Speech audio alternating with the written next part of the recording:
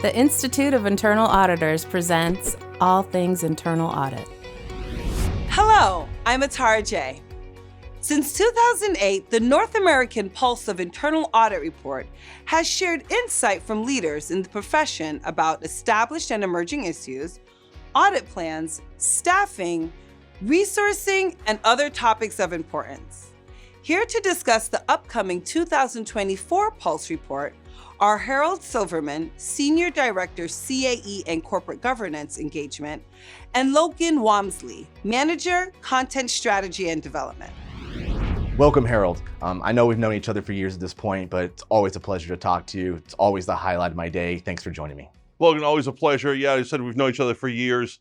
You know, if I remember correctly, I have a lot more tenure here at the IIA than you do. I think you started on the first week anniversary of my tenure. I think you came in about a week after I did. So, and I think we actually sat side by side desks for the first couple of years. So, yeah, it's always good to connect and be able to talk. Yeah, no matter how long I'm at the IIA, I think you're going to always hold that 1 week against me. Absolutely.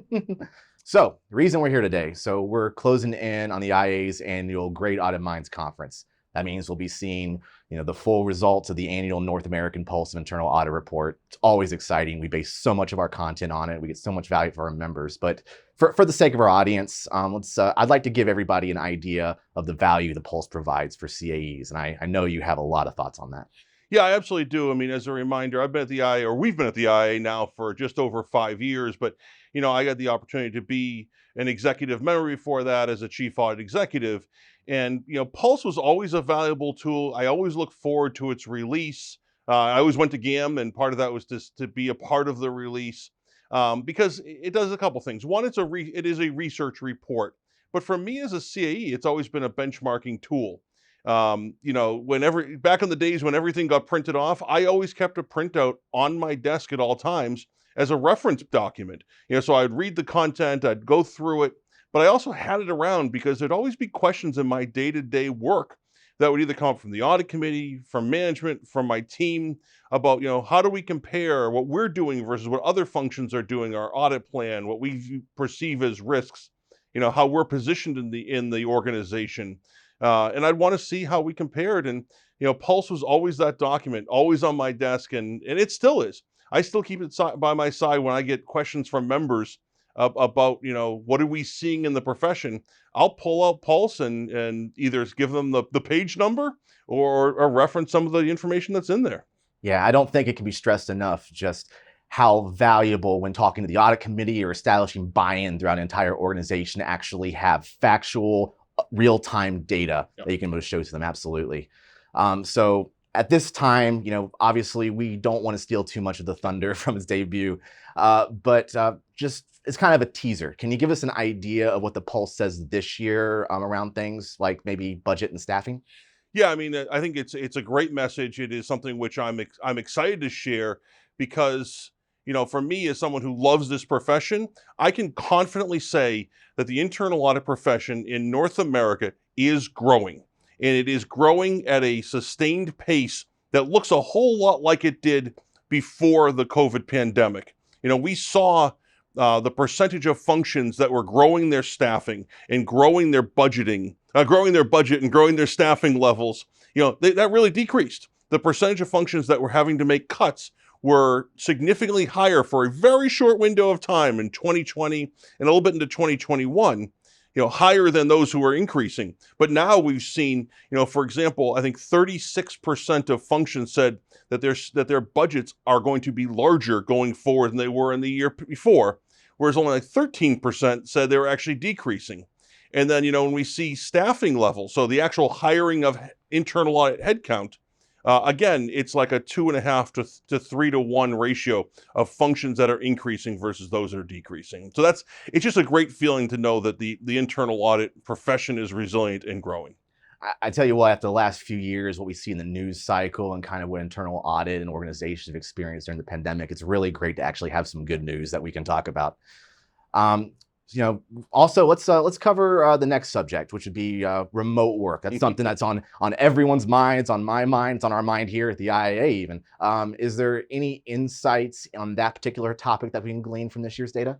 Yeah, absolutely. So, the concept of remote work, when you and I started at the IA as staff members, 5 years ago, the concept of remote work, remote internal auditing just wasn't a topic that we discussed. So this is, I think, the 16th year we've been doing Pulse. And, frankly, it's not a question we asked for the first over decade. But the last few years we have been asking, obviously, as so much work has shifted to remote. And, what we saw is a pretty significant variability, as you'd expect. The first few years that we started asking, once COVID hit, and then people started coming back to the office, but not fully. And what we've seen now is this year is it looks like the amount of work that's in person versus remote is stabilizing. Mm-hmm. The results we have this year are actually pretty darn consistent with last year, and nothing like they would have been pre-COVID. For example, we saw a pretty significant percentage. 72% of respondents said that they work remotely half of their time or more. And, we also ask, what the future is. So we've seen it stabilize. Mm-hmm. So then the question comes, is it stable for now and we're going to change? We're seeing pretty consistently, an expectation that's probably going to stay the same. But we do see some who think it's going to decrease. More think it's that the amount of remote work is going to increase or decrease, say decrease. Again, overwhelmed by the number who say it's going to stay the same.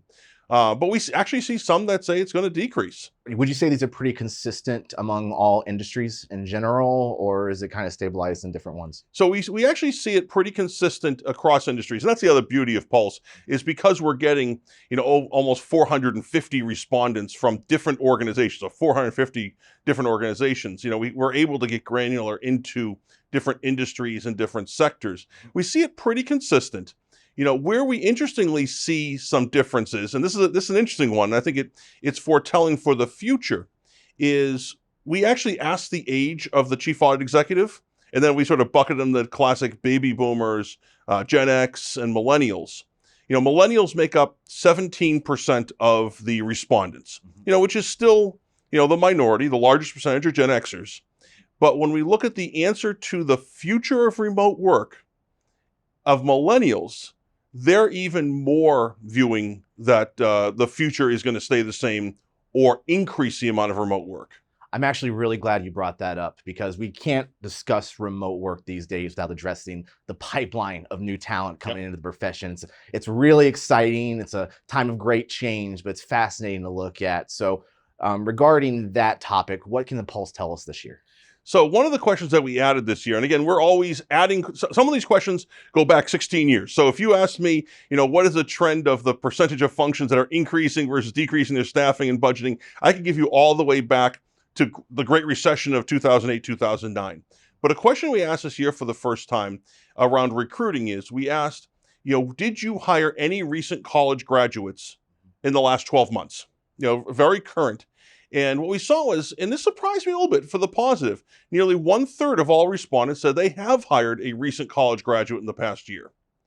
That being said, what we also see is different. I talked about industries and sectors having some differences sometimes. When we looked at that and broke it down by the size of function, and we see a tremendous variation in size of functions. I mean, there are people out there who are the CAE and they are the junior staff. They are a team of one. And actually, I would always say, as an aside, if you are in a small function, you are not alone. Over half of our respondents come from functions less than 10 people, including the CAE. But when it comes to hiring recent college grads, we see a fairly linear curve, where larger functions are much more likely to hire recent college grads versus smaller functions. And again, not surprising to most. The larger functions are typically have more layers of responsibility, more opportunity to delegate, more opportunity to bring new, less experienced staff on, high potential, low experience, and really teach them internal audit. Yeah, I think it's so exciting to see how it's going to look. Internal audit is going to look so different in the next few years. You have people kind of come in from other departments that have experience and they kind of move on. But the idea that you can bring somebody fresh out of the educational background and train them and bring them up from scratch almost, it's very cool. Well, I think that's about all the time that we have right now. I'm sure we're going to see a lot more and go into more granular detail at GAM. But for now, again, always a pleasure to talk to you. Thanks a lot, Logan. It's exciting. I mean, being involved with the Pulse is probably one of my favorite parts of this role I've had for a little over 5 years now, and being able to share it with our Chief Audit Executive Group, because it always spurs great conversation. I always have members who are just begging to get a copy, and they do like I always say, is they keep a copy on their desk and they're referencing it through the year. Yeah, it's definitely just an exciting time to be part of internal audit for Absolutely. sure. It's an honor to look at it every year. Again, thanks for joining me, Harold. Upgrade to Executive Membership. Executive Membership is the essential resource for today's CAE to network, benchmark, and lead. Engage and network with peers, receive solutions-based tools and training, and obtain benchmarking data and reports. Plus, enjoy discounted or complimentary GAM registration and VIP access.